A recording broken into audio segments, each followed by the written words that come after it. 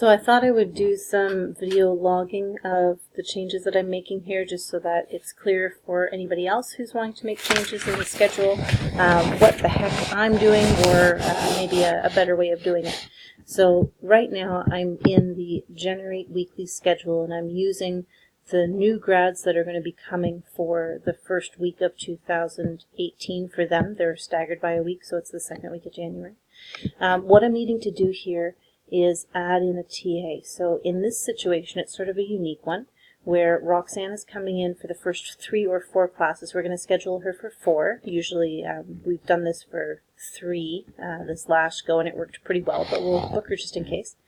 And how we're going to do this is we're going to book the TA as TBA, and then we're going to substitute Roxanne for the first 4 of them.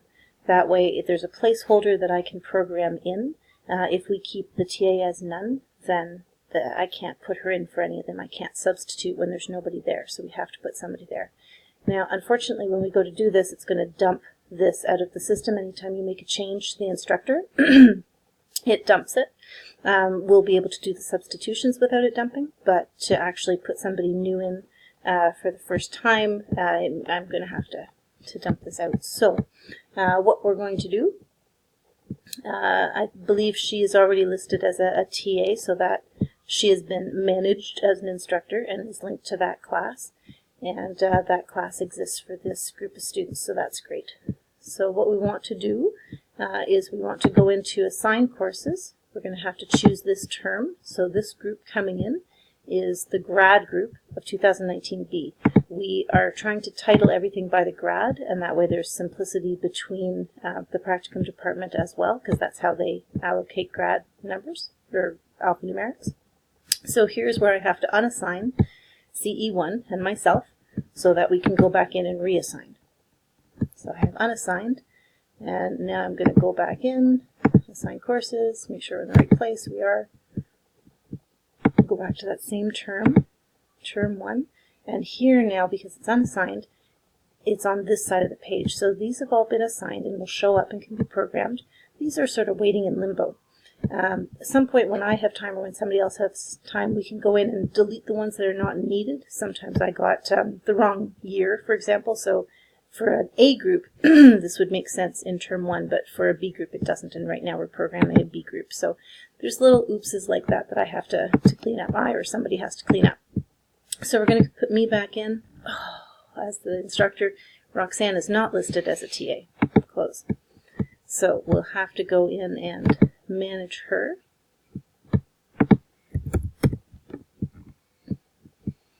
We're going to assign as a TA for the B group, CNE1. Now since we're here, and yes, it kicks you out every time you do something, let's also assign her for the A group as well, just so that when we go to program next time, it's already done.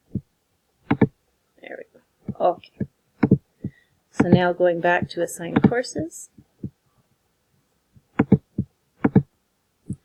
we'll try this again, and she should show up this time. There we go. Assign. So that's great. Now we can go back in and generate the weekly schedule. So remember how I said it'll kick that course out? So now, when we go back in, there we go, we're going to see along the side at the very bottom, because the newest classes always go to the bottom, all 14 sessions are here. So we have to go from our schedule and add it back in every week. 1, save, next, submit. And this is not too hard to do when pretty much everything else is scheduled. Like with this schedule, pretty much everything is already in there, because you're just going to the one spot that's left open. When a lot of classes are open, you have to be really careful that you don't accidentally put it in the wrong room or the wrong day. It does happen. And so I'm just going to keep going forward in the weeks and just plunk it back in. here we've switched to afternoons, which is when C&E is supposed to be. So from this point on, just see how Roxanne is here. So from this point on, I'm going to have to go into Edit Substitutions and pick that date and take Roxanne out and do that as TBA. And really, we won't be replacing it with anybody. It'll just be a blank.